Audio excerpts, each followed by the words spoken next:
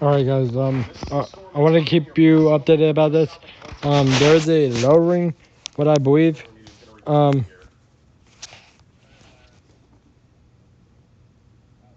Look right in the middle, right there.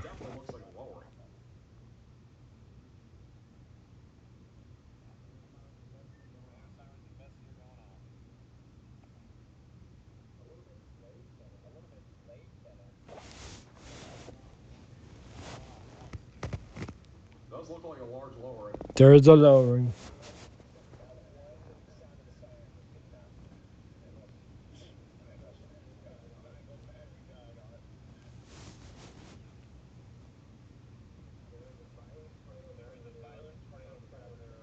Velocities on radar have rotation right over where Stormer Media is, which is right along 183 near Bessie.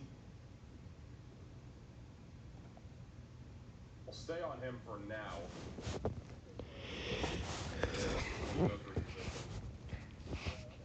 one of our best ways to be able to tell if there's a tornado on the ground other than radar. We are in a little bit of a radar hole for effort, so it's going to be a little bit harder to confirm there actually being a tornado. Not Dom, is it? The stuff that is the Dominator. Anyways, so they're pointing out. All right, they are repositioning. Let's go back over to. Well, they are Corey repositioning. first. See what Corey's looking at. If he is. Oh, there he is. Okay. Corey's getting some crazy lightning. Yeah, now we're getting blasted. Awesome.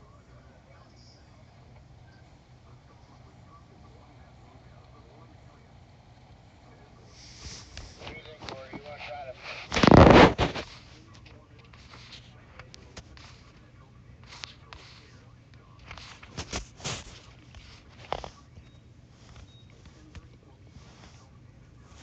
All right, let's go back over to live radar. This is again the live shot on radar near Clinton.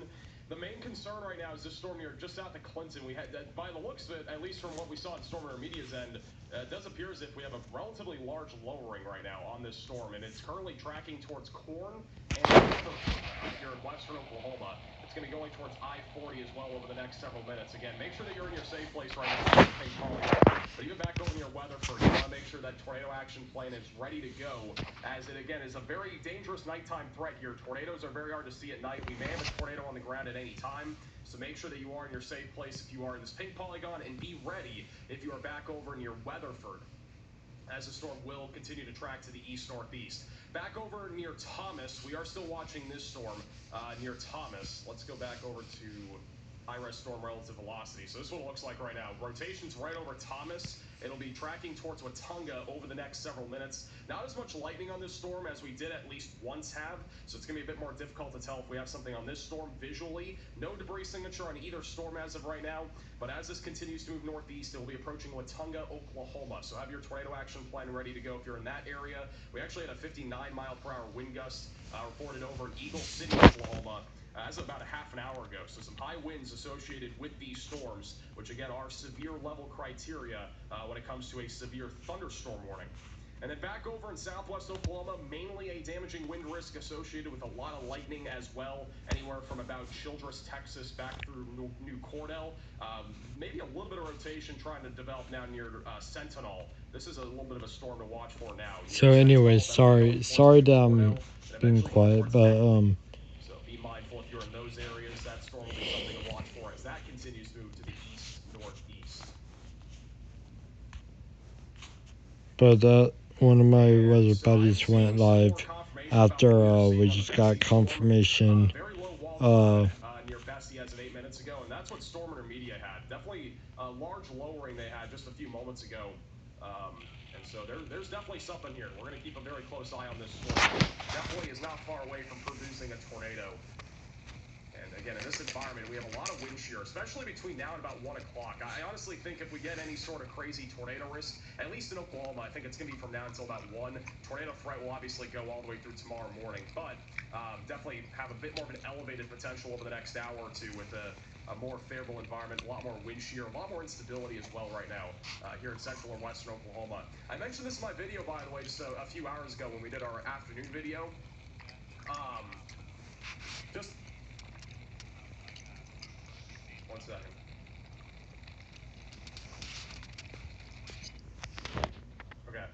McKinney, his winds are starting to pick up. I thought he said he might have a tornado, but I don't think he does.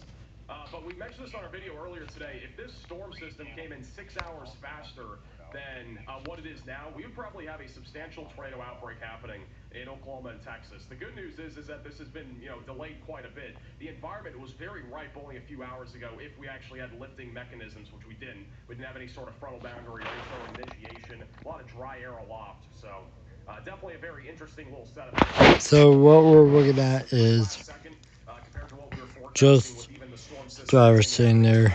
We've had an enhanced risk for like 5 days now. Definitely very interesting stuff. All right, let's go back over to Corey Durkin. And just confirming his location, he is on I-40 Northeast on the southern tornado warning, which he's uploading. So we'll go over to Storm Intermedia first. Storm Intermedia is currently on 183 just south of Bessie. I think Storm Intermedia is going to try to go towards the Sentinel storm, which has been looking a bit more concerning. Just bottom right of your screen. So he's tracking towards Sentinel. And then Corey's over near Weatherford.